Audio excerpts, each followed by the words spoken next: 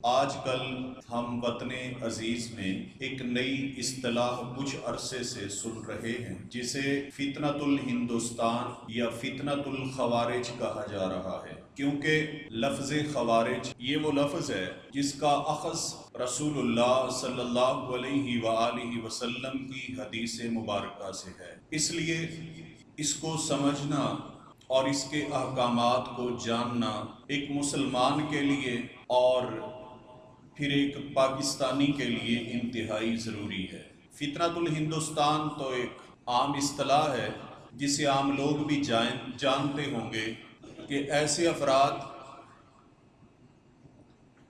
جو ظاہری طور پر ہندوستانی نہیں لگتے بلکہ ان کے حلیے اسلامی ہیں، لیکن ہمارے ملک کے اندر وہ فتنہ اور فساد دشمن کے اشاروں پر کر رہے ہیں، کیونکہ ہمارا بزدل دشمن ہمارے بہادر افواج کا سامنا کر کے کئی بار یہ دیکھ چکا ہے کہ وہ اس لائق نہیں کہ سامنے آ کے لڑ سکے، تو ہماری بنیادوں کو کھوکھلا کرنے کے لیے اور اپنے ناپاک عزائم کو پورا کرنے کے لیے وہ خفیہ چالیں اور تدبیریں چلتا ہے۔ اسی طرح امت مسلمہ کو ہر دور میں خوارج کے فتنے کا سامنا رہا، اور ان دنوں بھی ہمارا وطن عزیز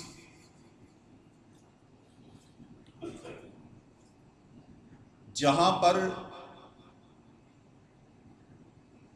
بیرونی محاذ پہ دشمن سے نبرد آزما ہے، وہیں پر کچھ جتھے ملک پاکستان میں اسلامی حلیے اور لباس کے اندر ہمارے ہی ملک سے غداری اور دشمنی کرتے ہوئے ہمارے ملک کے افراد کو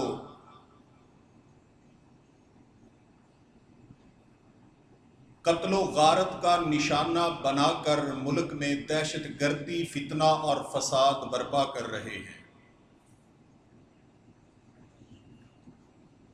ایسے لوگوں کو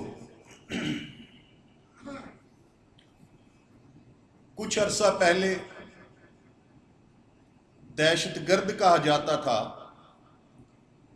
لیکن اب ایک مخصوص اصطلاح فتنۃ الخوارج کی منظر عام پہ آئی ہے۔ اس لیے آج کے خطبہ جمعہ میں کوشش کروں گا کہ آپ کو خوارج،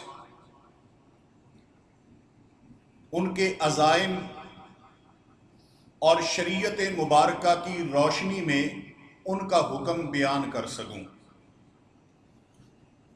اس لیے میرا یہ عنوان کچھ طویل بھی ہے، میں کوشش کروں گا کہ اسے مختصر طریقے سے آپ تک پہنچا سکوں، تو آپ کی توجہ تام وہ میری طرف ہی رہنی چاہیے۔ لفظ خارجی یا خوارج یہ کس حدیث سے نام لیا گیا ہے اور کب سے ان کی بنیاد پڑی؟ رسول اللہ صلی اللہ علیہ وآلہ وسلم تشریف فرما ہیں، آپ علیہ الصلاۃ والسلام نے سیدنا علی رضی اللہ تعالیٰ عنہ کو کسی ریاستی مہم کے لیے یمن روانہ کیا ہوا تھا۔ وہاں سے جناب علی المرتضیٰ رضی اللہ تعالیٰ عنہ نے سونے کی ایک چھوٹی سی ڈلی بھیجی، یعنی باقی سامان بھی تھا، ایک سونے کی ڈلی جو رنگے ہوئے چمڑے کے اندر تھی، اور اس سونے کے اوپر مٹی بھی موجود تھی، یعنی جس کا مطلب یہ ہے کہ جیسے ہی پیارے علی کے ہاتھوں آئی ہے انہوں نے ویسے ہی رسول اللہ تک پہنچائی ہے۔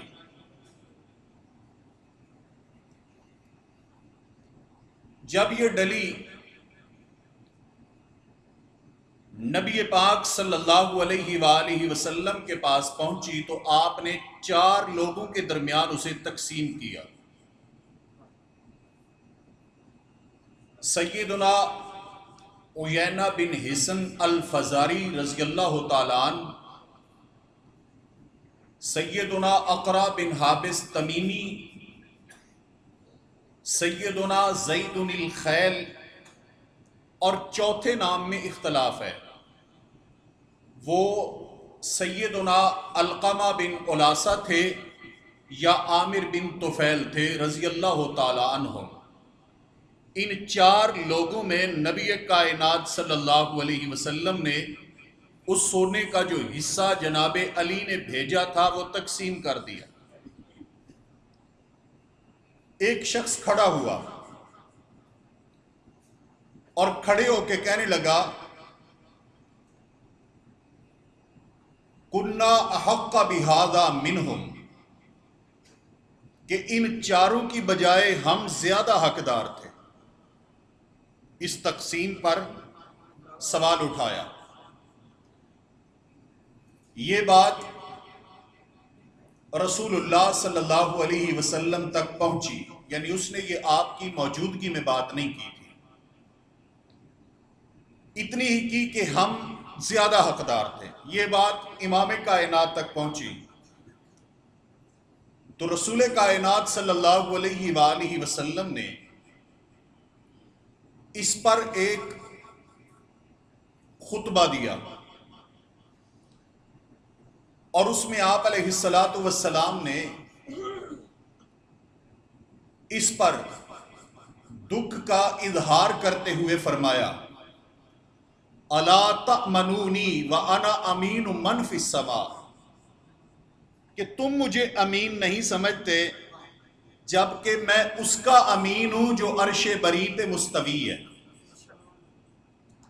اللہ مجھے امین بنا کر مبعوث کر رہا ہے، اور میں ایک لفظ آگے کہوں کہ جب میرے محبوب نے دعوی نبوت نہیں کیا تھا اس وقت مکہ کے کافر بھی میرے نبی کو صادق اور امین کہتے تھے۔ آپ نے فرمایا لیکن تم نے مجھے امین نہ سمجھا جبکہ میں آسمان والے کا امین ہوں۔ یاتینی خبر السماء صباحا و مساء، میرے پاس تو صبح و شام آسمانوں کی خبریں آتی ہیں، جبریل امین وہی لے کے آتے ہیں۔ اگر کہیں پر اللہ رب ذوالجلال کے احکامات سے ذرہ برابر بھی دائیں بائیں تقسیم کرتا تو رب کا فرمان اور خبر آ جاتی۔ رسول کائنات صلی اللہ علیہ وسلم کا جب ایسا خطاب اور بات سنی تو یقیناً بات کرنے والا تو ایک تھا، لیکن نبی کی پوری جماعت دکھی ہو گئی کہ اس نے ایسے جملے اور لفظ کیوں بولے جن لفظوں نے پیغمبر کے دل کو دکھایا۔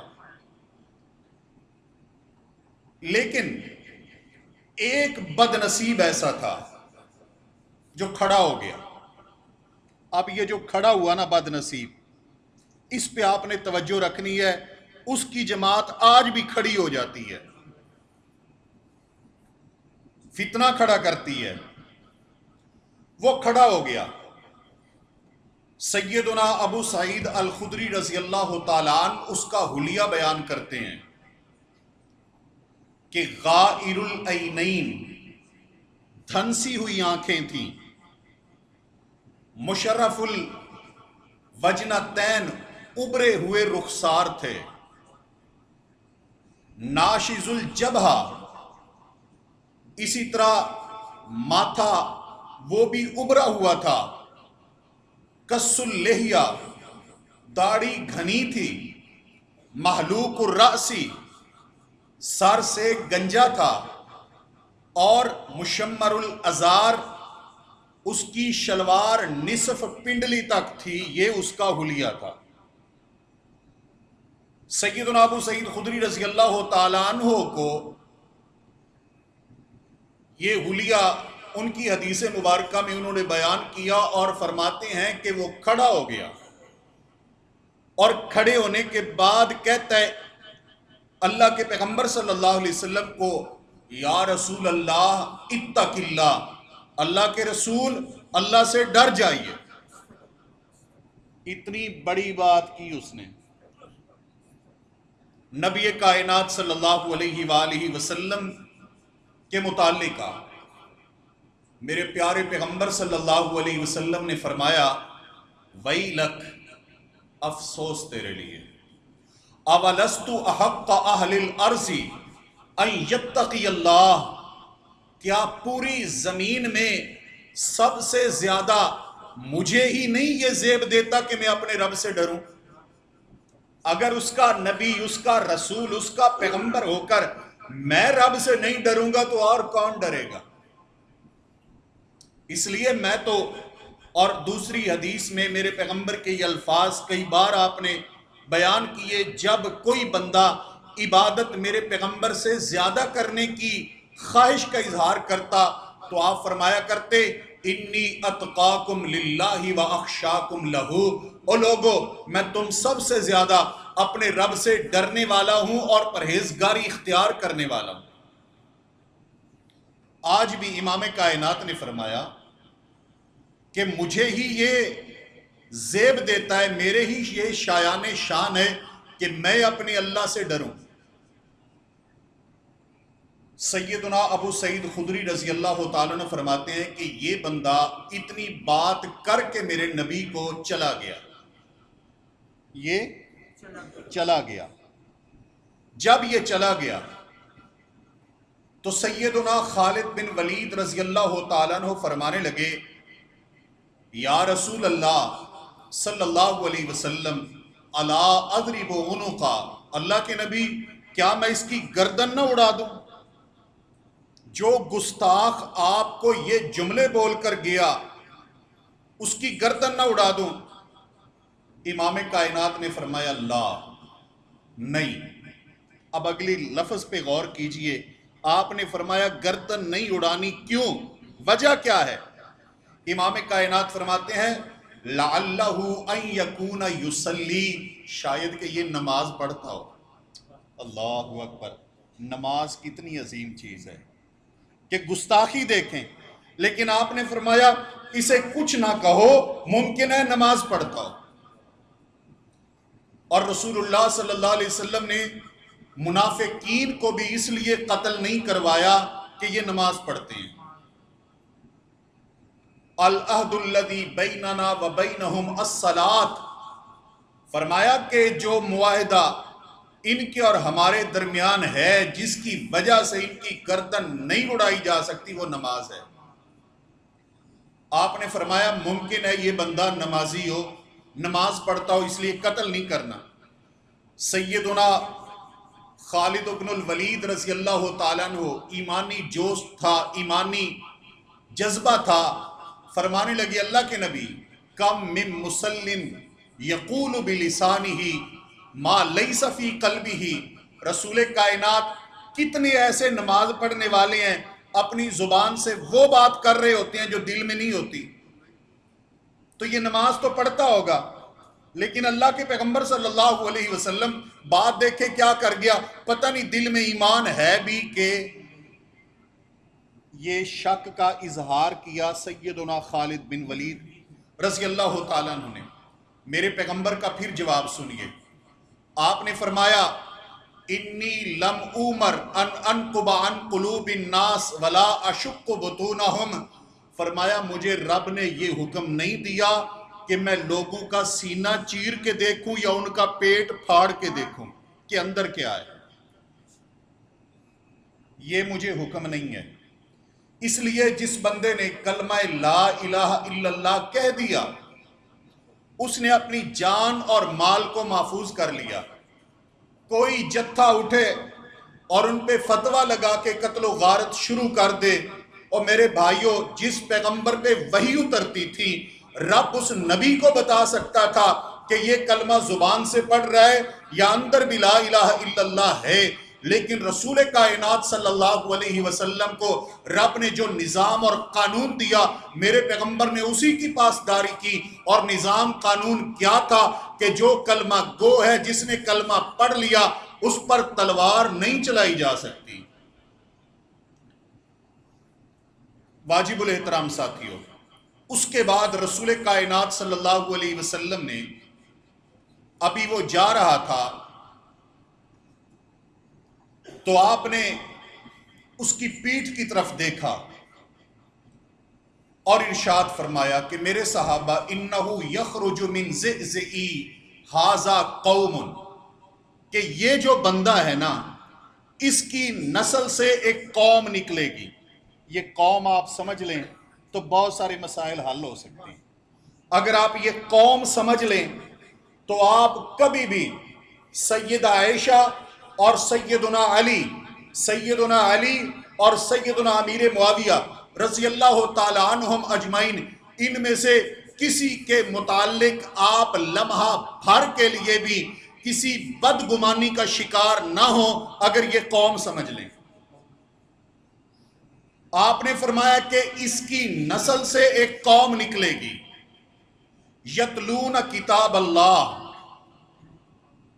اللہ رب ذوالجلال کے قرآن کو بڑا تر کر کے پڑھیں گے، خوبصورتی سے پڑھیں گے، قرآن کی تلاوت بڑی خوبصورت کرتے ہوں گے، یہ نشانی۔ لیکن لا یجاوز حناجرہم، وہ قرآن ان کی زبان تک ہوگا، حلق سے نیچے نہیں اترے گا۔ اس کے بعد فرمایا یمرقون من الدین، وہ لوگ دین سے ایسے نکل جائیں گے جیسے تیر اپنے شکار سے نکل جاتا ہے۔ اس کے بعد رسول اللہ نے فرمایا قرآن پڑھنے والے ہوں گے، آگے میں مزید نشانیاں ان کی تقریباً 20 سے زائد نشانیاں آپ کو بتاتا ہوں۔ آپ نے فرمایا کہ اگر میں نے ان میں سے کسی کو پا لیا تو میں انہیں ایسے قتل کروں جیسے اللہ نے قوم عاد کو تباہ کیا تھا، اس طرح۔ محترم ساتھیوں، اس حدیث مبارکہ میں رسول اللہ صلی اللہ علیہ وسلم نے جس فتنے کی نشاندہی کی ہے اس فتنے کا نام محدثین کرام نے خوارج رکھا ہے، کیونکہ آپ نے فرمایا سیخرج، خوارج کا معنی نکلنے والے، آپ نے فرمایا کہ اس کی نسل سے ایک قوم نکلے گی، انہیں خوارج کہا گیا ہے۔ اور خارج کا معنی حاکم وقت کے خلاف کھڑے ہونے والے، اس کے خلاف بغاوت کرنے والے، مسلح جتھا بنا کر اس سے لڑائی اور بغاوت کرنے والے، اس کی بیعت کو توڑنے والے، ریاست کے خلاف کھڑے ہو جانے والے، انہیں عربی میں خارج کہتے ہیں، ہم باغی کہتے ہیں۔ یہ ہے خوارج۔ رسول پاک صلی اللہ علیہ وسلم نے ان کی نشاندہی فرما دی تھی، اور جس فتنے کا سامنا آج کل ہمارے وطن عزیز کو ہے اسے خوارج کہتے ہیں۔ سیدنا عثمان بن عفان رضی اللہ تعالیٰ عنہ کے زمانے سے لے کر دجال کے آنے تک یہ زمین پہ موجود رہیں گے۔ ان کا آخری بندہ جو ہوگا وہ دجال کا حمایتی اور ساتھی ہوگا۔ محترم ساتھیوں، اس فتنے کی رسول پاک صلی اللہ علیہ وآلہ وسلم نے جو نشانیاں بیان کی ہیں اختصار کے ساتھ نوٹ کرتے جائیے گا۔ سب سے پہلے حدیث علی المرتضیٰ رضی اللہ تعالیٰ عنہ، میرے پیغمبر نے ان کی پہلی نشانی بیان فرمائی، حدثاء الاسنان، یہ 9 عمر ہوں گے، یعنی یہ جو خوارج ہوں گے نئی عمر کے لوگ ہوں گے۔ اور دوسری نشانی رسول کائنات صلی اللہ علیہ وسلم نے فرمایا سفہاء الاحلام، یہ کم عقل ہوں گے۔ سمجھ آئی ہے؟ اب یہ تو آپ جان ہی گئے ہوں گے کہ ہمارے ملک میں سب سے زیادہ کم عقل قوم کون سی معروف ہے؟ ٹھیک ہے، اس سے آگے نہیں میں بتاتا۔ اس کے بعد رسول کائنات صلی اللہ علیہ وسلم نے اب کم عمر ہوں گے۔ کم عمر سے آپ اندازہ لگائیے کہ اس وقت ملک پاکستان کو جس فتنے کا سامنا ہے انہیں کیا کہا جاتا ہے؟ طالبان، یعنی طالب علم۔ ٹھیک ہے، طالب علم تھوڑی عمر کا ہی ہوتا ہے نا۔ تو یہ نشانیاں مل گئیں۔ رسول اللہ نے کیا فرمایا؟ حدثاء الاسنان، تھوڑی عمر کے لوگ ہوں گے۔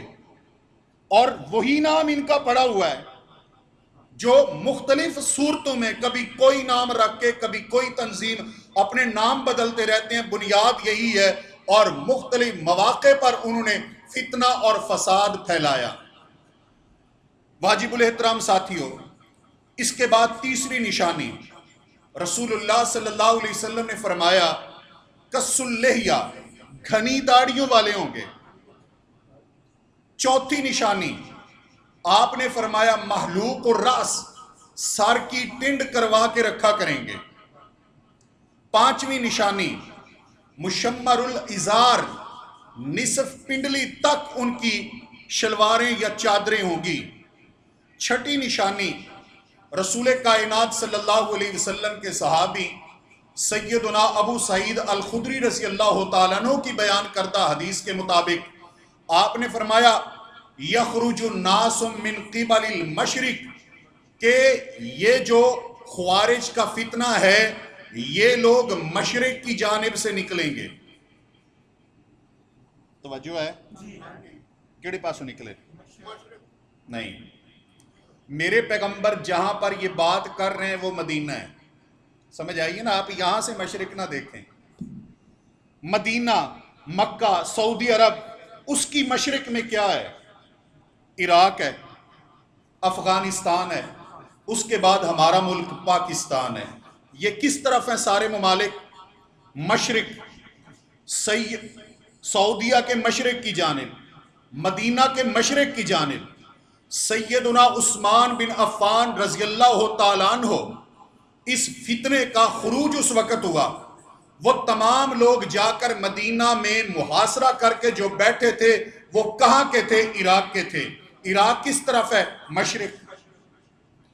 سیدنا علی رضی اللہ تعالیٰ عنہ اور سیدنا امیر معاویہ رضی اللہ تعالیٰ عنہ ان کے لشکروں میں شامل ہو کر جنہوں نے فتنہ بازی کی، ان تمام کا تعلق کہاں سے تھا؟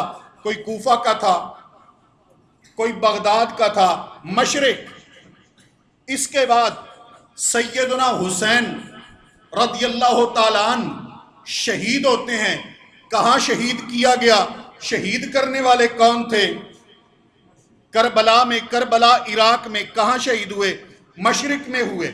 اور آگے چلیں، ہمارے ملک پاکستان کو آپ دیکھ لیں، یہ خودکش دھماکے، یہ تمام سلسلے کس ایریے میں ہیں اور کہاں کے رہنے والے لوگ کر رہے ہیں؟ مشرق کے۔ محترم ساتھیوں، برحال اس بات پہ میں مزید گفتگو نہیں کر سکتا کیونکہ بہت ساری باتیں مزید کرنی ہیں۔ تو رسول پاک صلی اللہ علیہ وسلم نے فرمایا کہ یہ لوگ مشرق سے نکلیں گے۔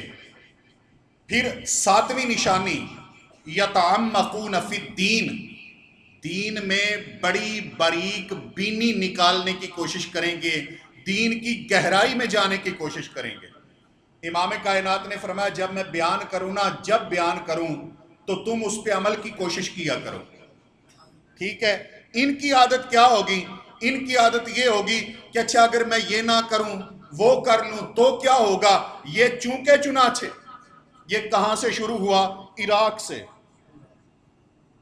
سیدہ عائشہ رضی اللہ تعالیٰ عنہ، ان سے ایک عورت نے مسئلہ پوچھا، انہوں نے بیان کیا، اس نے پھر سوال کر دیا، تو آپ نے فرمایا حروریت انتی، تو خارجی تو نہیں ہے. سیدنا عبداللہ بن عمر رضی اللہ تعالیٰ عنہ بیت اللہ میں موجود ہیں، ایک عراق کا بندہ، وہ کہنے لگا اے ابن عمر یہ بتاؤ اگر محرم آدمی اس سے خرگوش مر جائے، اس سے ہرن مر جائے تو شریعت مبارکہ نے اس کا فدیہ بیان کیا ہے، لیکن اگر وہ مچھر مار لے تو؟ سمجھ آئی؟ یہ سوال کرنے والا کون تھا؟ عراق کا بندہ تھا، عراق کا. اور سمجھ آئی جے گل؟ عراقی تھا. رسول اللہ صلی اللہ علیہ وسلم کے صحابی فرماتے ہیں ابن عمر اہل العراق یسألونی عن الذباب، یہ عراقی، بخاری کی حدیث ہے، مجھ سے مکھی اور مچھر کے بارے میں سوال کرتے ہیں، حالانکہ انہوں نے رسول اللہ کے نواسے کو شہید کر دیا، تب انہیں تکلیف نہیں ہوئی تھی، مچھر مار جائے تو پریشان ہو جاتی. یہ کون تھے؟ عراق والے. محترم ساتھیوں، 8ویں نشانی، رسول پاک صلی اللہ علیہ وسلم نے فرمایا کہ نماز ایسی پڑھا کریں گے کہ ان کی نماز دیکھ کر تمہیں اپنی نماز حقیر لگے گی. یَحْقِرُ أَحَدُكُمْ صَلَاتَهُ مَا صَلَاتِهِمْ وَصِيَامَهُ مَا صِيَامِهِمْ، اور تمہیں اپنا روزہ ان کے روزے کے مقابلے میں حقیر لگے گا. جب تم ان کا روزہ دیکھو گے تم کہو گے بھائی یہ تے نیت بھی کر دینے، احتیاط بھی کر دیں. سمجھ آئیے؟ صبح نیت کرتے ہیں، شام کو احتیاط کرتے ہیں، رہتے کہاں؟ عراق میں. رسول اللہ صلی اللہ علیہ وسلم نے فرمایا کہ ان کے روزے دیکھ کر، نمازیں دیکھ کر تم اپنی نماز کو، اپنے روزے کو تھوڑا سمجھو گے. کئی بندے ساڑھے بھی آندھنے بھی ساڑھیاں 11 تھوڑیاں نہیں، پریشان نہ ہویا کرو، یہ خبر رسول اللہ صلی اللہ علیہ وسلم نے دی تھی. محترم ساتھیوں، اس کے بعد میں سب کی بات نہیں کر رہا، ان کی بات کر رہا ہوں جو فتنہ پھیلا رہے ہیں اس وقت، ان کے یہی نظریات اور عقائد ہیں. محترم ساتھیوں، رسول کائنات صلی اللہ علیہ وسلم نے 9ویں نشانی بیان فرمائی کہ نماز تو پڑھیں گے لیکن ان کی نماز ان کی شاہرگ سے اوپر نہیں جائے گی. اسی طرح وہ تلاوت بھی کریں گے، تلاوت قرآن ان کی شاہرگ سے نیچے نہیں گزرے گی. 11ویں نشانی فرمائی یدعون الی کتاب اللہ ولیسوا منہ فی شیء، اللہ کی کتاب کی طرف وہ لوگوں کو بلائیں گے جبکہ ان کا رب کی کتاب کے ساتھ تعلق ہی کوئی نہیں ہوگا. آپ مزید تفصیل میں آگے دوں گا، آپ کی توجہ کے لیے اتنا ضرور عرض کروں گا کہ دیکھیں، ایک طرف تو اتنا تقوی ہے کہ پاکستان کے سربراہوں کو بھی مسلمان ماننے کے لیے تیار نہیں، اور دوسری طرف اتنی فراخ دلی ہے کہ مودی کے ساتھ سیلفیاں لے رہے ہیں. سمجھ آئی ہے؟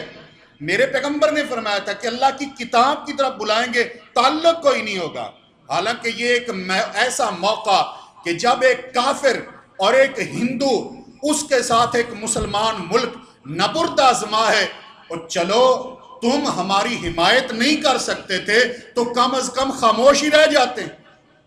تم وہاں جا کر یہ کہتے ہو کہ آزاد کشمیر بھی تمہارا ہے. تمہاری غیرت کو سلام ہے او پٹھان افغانیوں.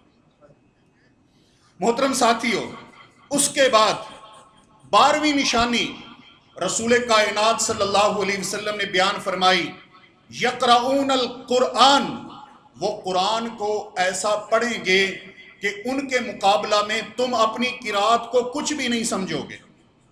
13ویں نشانی آپ نے فرمایا یقرؤون القرآن، قرآن کو پڑھیں گے لیکن سمجھیں گے کہ قرآن ان کے لیے ہے جبکہ قرآن ان کے خلاف ہوگا، ان کے حق میں نہیں، ان کے خلاف ہوگا.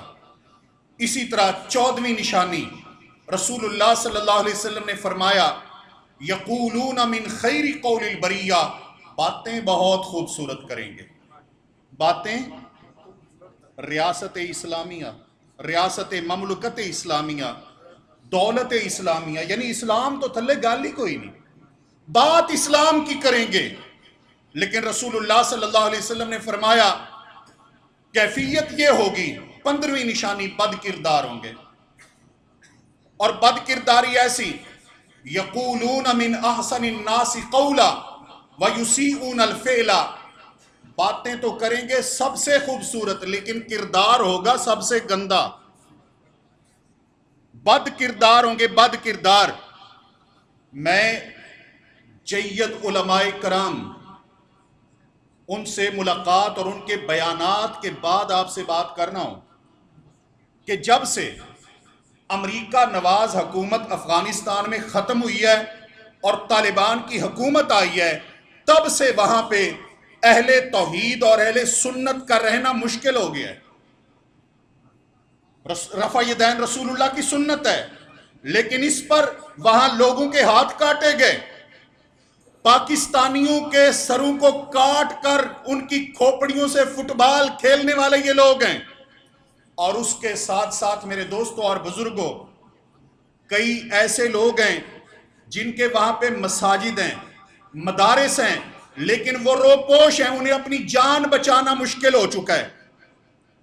ابھی کچھ دن پہلے ہماری جماعت نے یہ فیصلہ کیا کہ ایک وفد ان کی حکومت کے پاس بھیجا جائے اور ان سے درخواست کی جائے کہ مہربانی کریں ہمیں یہاں پہ جینے دیں، ہمارے لوگوں کو جینے دیں۔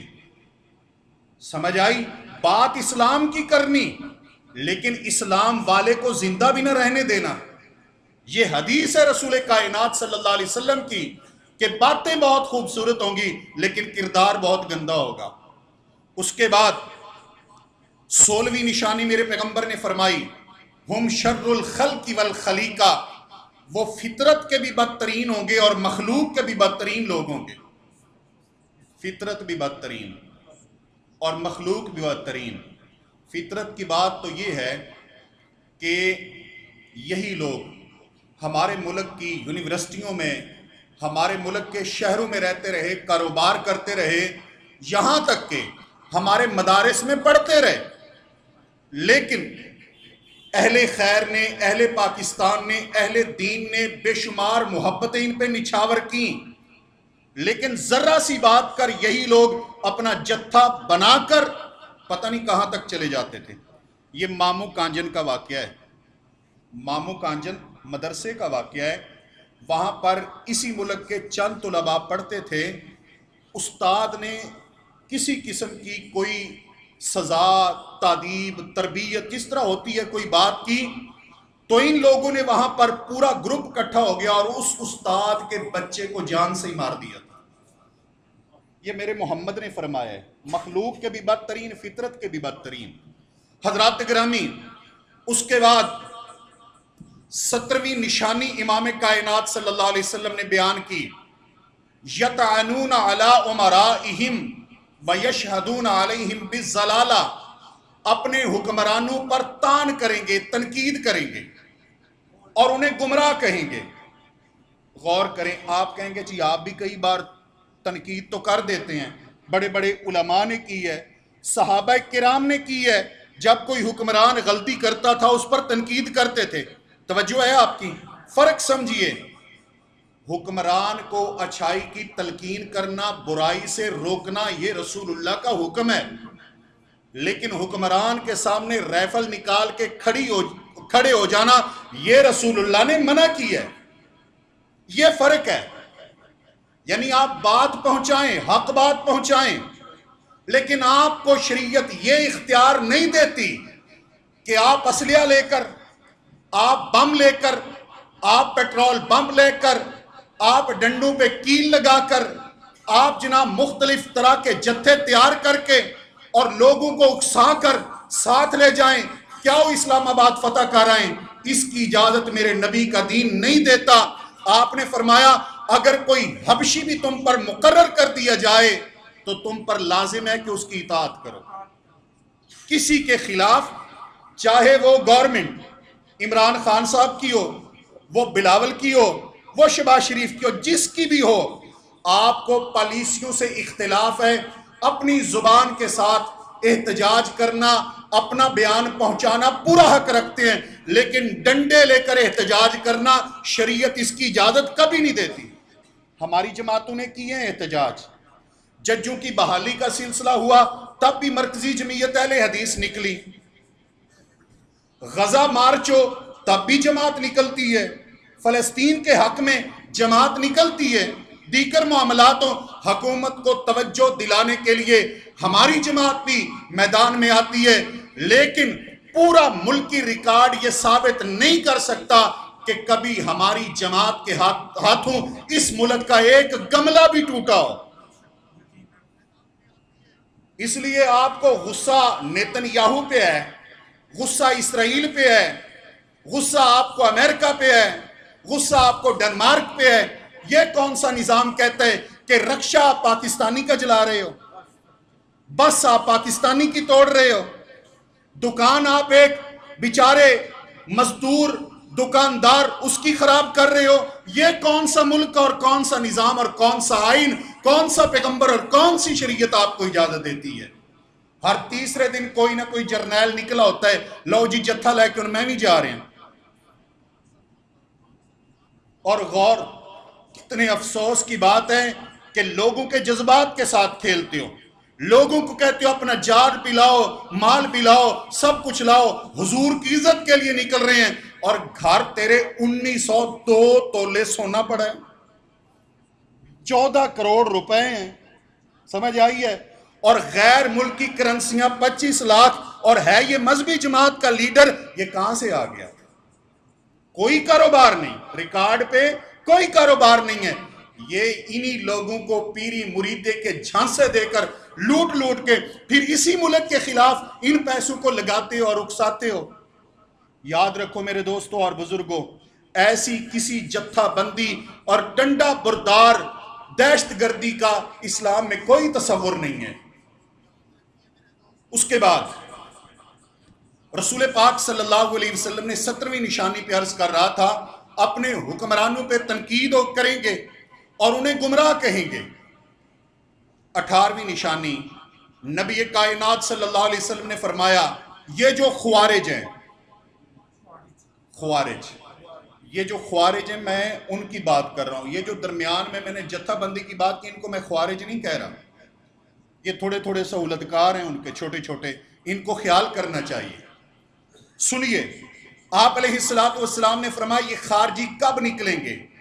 نبی کائنات فرماتے ہیں، حین فرقت من الناس، جب لوگوں کو دیکھیں گے نا لوگ اختلافات کا شکار ہیں، دھڑا بندی کا شکار ہیں، لوگ بٹ چکے اور تقسیم ہو چکے ہیں، تب یہ خوارج جو ہے نا منظر عام پہ آ جایا کریں گے۔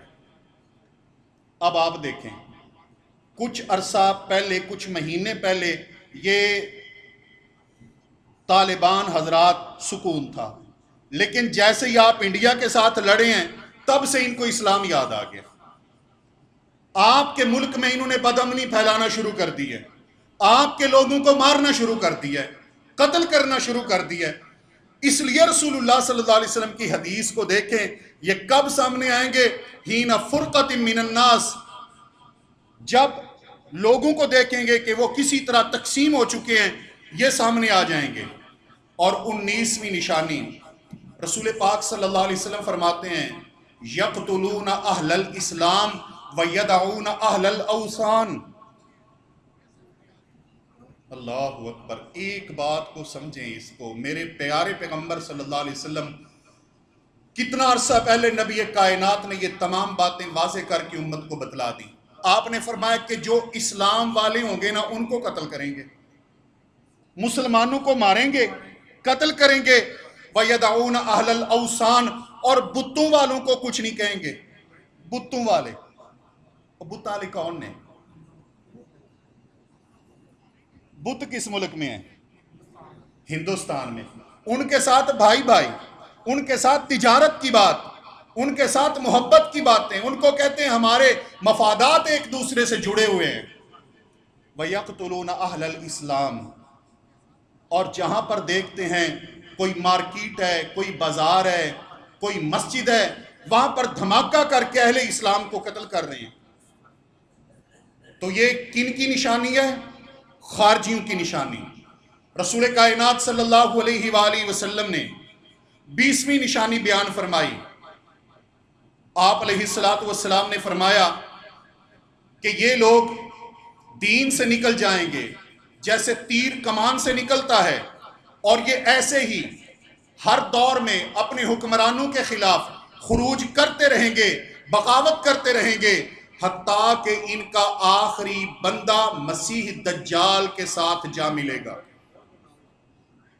مسیح بھی میم تو مودی بھی میم تو چھوٹے بھائی نال تے جا کے مل آئے نے، وڈے نال بھی یہ مل جان گے۔ اور 21ویں نشانی سیدنا عبداللہ بن عباس بیان کرتے ہیں، فرمایا کہ قرآن کریم کے جو واضح احکامات ہیں ان پر ایمان لاتے ہوں گے، اور جو قرآن کی متشابہ آیات ہیں جن کے متعلق اللہ نے فرمایا کہ جب یہ آیات تمہارے سامنے آئیں تم اتنا کہو کہ ہمارا ان پر ایمان ہے، جیسے الف لام میم را، اس کا کیا معنی ہے معنی کا نہیں پتا، ہمارا ایمان ہے۔ فرمایا جب متشابہ قرآن کے مقامات ہوں گے وہاں پر یہ ہلاک ہو جائیں گے اپنی مرضی کے معنی کر کے۔ میرے محترم ساتھیوں، اسی طرح ان کی 22ویں نشانی سیدنا عبداللہ بن عمر بیان فرماتے ہیں کہ وہ آیات قرآن کی جو کافروں کے متعلق ہوں گی انہیں یہ مسلمانوں پہ فٹ کریں گے۔ ایک تو میرے ساتھ براہ راست ایسا واقعہ ہوا، 4 خارجی سلا والی میں بھی رہتے تھے، وہاں میں گیا 2005 میں، تو میرے دوستوں نے بتایا کہ یہ اس طرح کے لوگ ہیں، ان سے بات کریں، ہم بات کے لیے گئے۔ وہ کہتے تھے، اب ان کا نظریہ میں آپ کے سامنے رکھتا ہوں، وہ کہتے تھے کہ ان گورنمنٹ کو بجلی کا بل دینا بھی جرم ہے، ٹیکس دینا بھی جرم ہے، ان کی بجلی یہ طاغوت کی حکومت ہے، ان کی دی ہوئی بجلی استعمال کرنا بھی جرم ہے۔ ان کے گھر میں بجلی نہیں تھی۔ اس کے بعد ٹرین میں سفر کرنا جرم ہے، اگر کر لیں تو کرایہ نہیں دینا، کیونکہ طاغوت کو آپ سپورٹ کر رہے ہیں۔ میں نے پوچھا بھی آپ اس سڑک پر بھی تو چلتے ہیں، یہ بھی طاغوت نے بنائی، کہتے ساڑی مجبوری ہے، اڑتے سکتے نہیں۔ تو میں نے کہا ہاں، کہتے ہیں اس وقت پروفیسر صاحب میر صاحب رحمہ اللہ تعالیٰ میر تھے، کہتے ہیں وہ بھی کافر ہے، حافظ سعید صاحب بھی کافر ہے۔ میں نے پوچھا امام کعبہ کے بارے میں آپ کا کیا خیال ہے؟ کہتے ہیں ان سے ملاقات نہیں، ملیں گے، ہم انٹرویو کریں گے، اس کے بعد بتائیں گے۔ حقیقتاً اس کے بعد میں نے کہا بھی آپ اس گورنمنٹ کے متعلق یہ نظریہ کیوں رکھتے ہیں؟ کہتے ہیں کہ قرآن کہتا ہے قُلْ يَا أَيُّهَا الْكَافِرُونَ لَا أَعْبُدُ مَا تَعْبُدُونَ۔ کافر کا نظریہ الگ ہے، مومن کا الگ ہے۔ تو میں نے عرض کیا کہ یہ آیت تو اللہ تبارک و تعالیٰ نے مکہ کے کافروں کے متعلق اتاری تھی، آپ اسے ان پہ فٹ کر رہے ہو۔ رسول اللہ صلی اللہ علیہ وسلم کے صحابہ نے کیا فرمایا کہ کفار والی آیات کن پہ فٹ کریں گے؟ مسلمانوں پہ فٹ کریں گے۔ بہرحال اگلے دن ہمارے ایک دوست نے کھانا رکھا ہوا تھا جمعے کے بعد، ان کی شرط تھی کہ دیسی مرغا، وہ ان کا بڑا محبت کرنے والا تھا، بیچارہ فوت ہو گیا، بعد میں ٹھیک ہو گیا تھا، کہ شرط یہ ہے اگر آپ ہماری دعوت کریں دیسی مرغا لے کے آئیں، اس دیسی مرغے کو ہم خود ذبح کریں گے تب کھائیں گے، کوئی اور کرے گا ہم نہیں کھائیں گے،